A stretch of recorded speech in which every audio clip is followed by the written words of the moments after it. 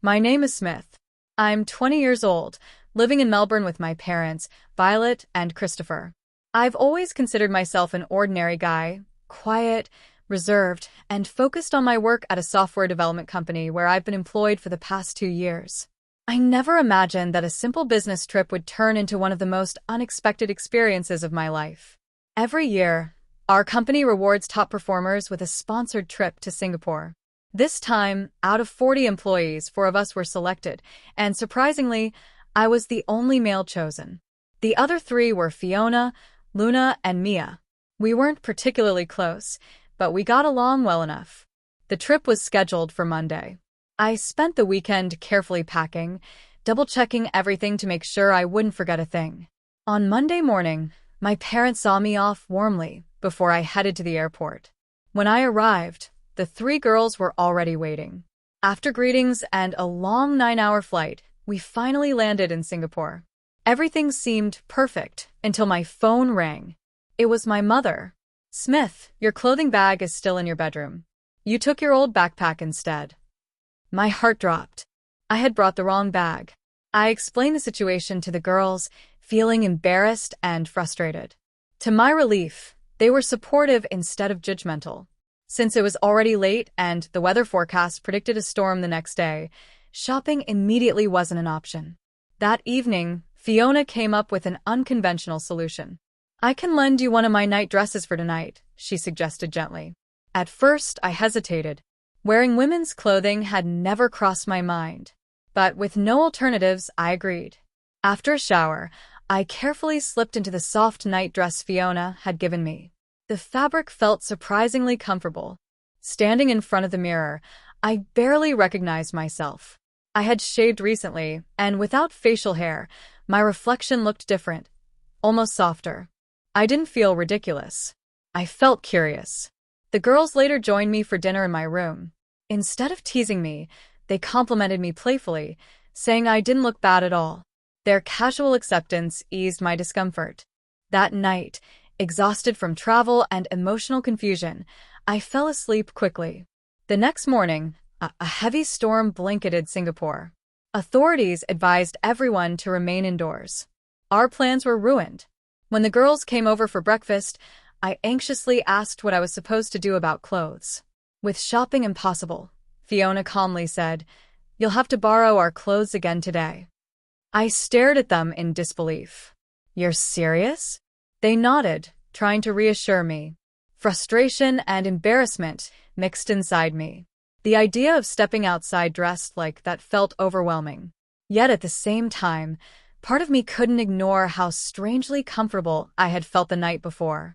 What began as a simple packing mistake had turned into something far more complicated, an experience that challenged how I saw myself and the boundaries I thought defined me.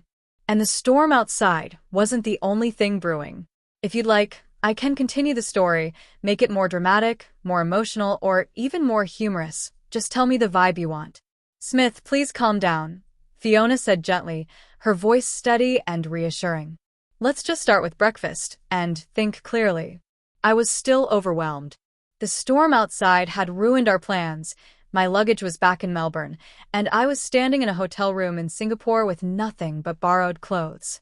Mia suddenly brightened. "I have a frock that might fit you. Wait here." She slipped out of the room and returned moments later holding a soft, short dress. She handed it to me with a warm smile. Trying to steady my nerves, I went into the bathroom to change. Slipping into Mia's frock felt surreal. The fabric was light and carried a faint floral scent. When I stepped back into the room, self-consciousness washed over me. 3 pairs of eyes studied me carefully. The silence felt heavy until Luna broke it. "You look good, Smith," she said sincerely. Something in her tone eased the tightness in my chest. We sat down for breakfast, and slowly the awkwardness faded into laughter and casual conversation.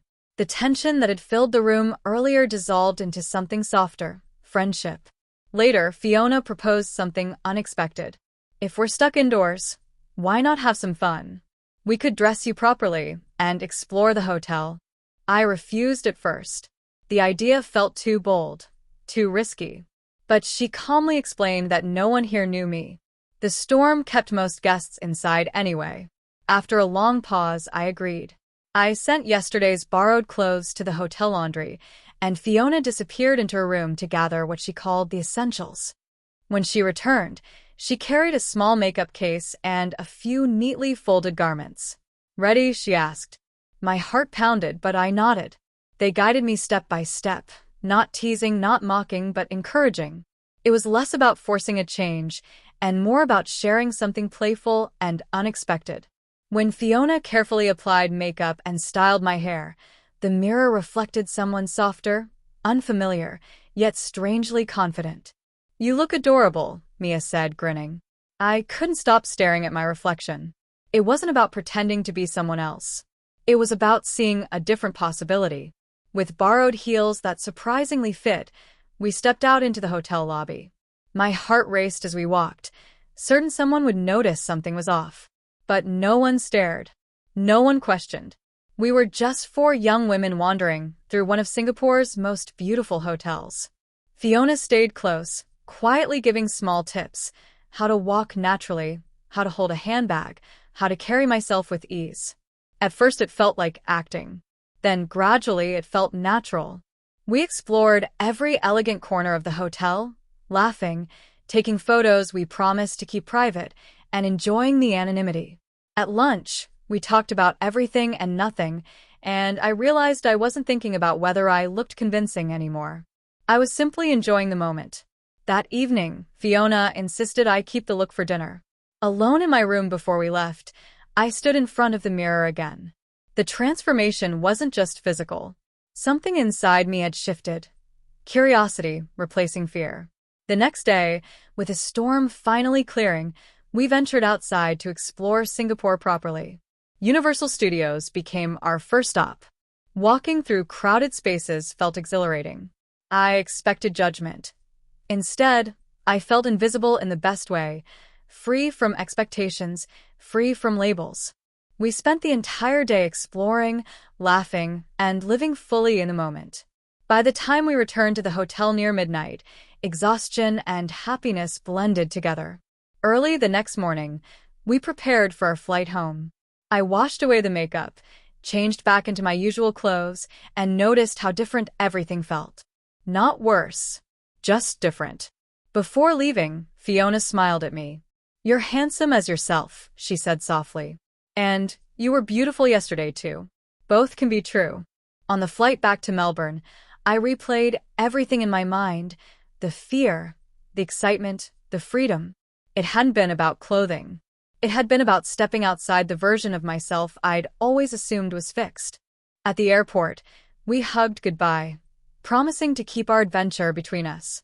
When I arrived home, my parents were waiting. I told them the trip had been unforgettable. Eventually, I shared the story, carefully at first, then with enthusiasm. My father looked stunned. My mother, however, simply smiled. "You looked like me," she said gently after seeing the photos. That comment stayed with me. Back at work, life returned to normal. But inside, something remained changed. The trip to Singapore hadn't just been a company reward, it had been a quiet awakening. What started as a forgotten suitcase became a memory I'll treasure forever. Not because I wore a dress, but because, for a brief moment, I allowed myself to explore without fear. And that freedom was the real transformation. If you'd like, I can rewrite it in a more dramatic, more emotional, shorter, or even more cinematic style.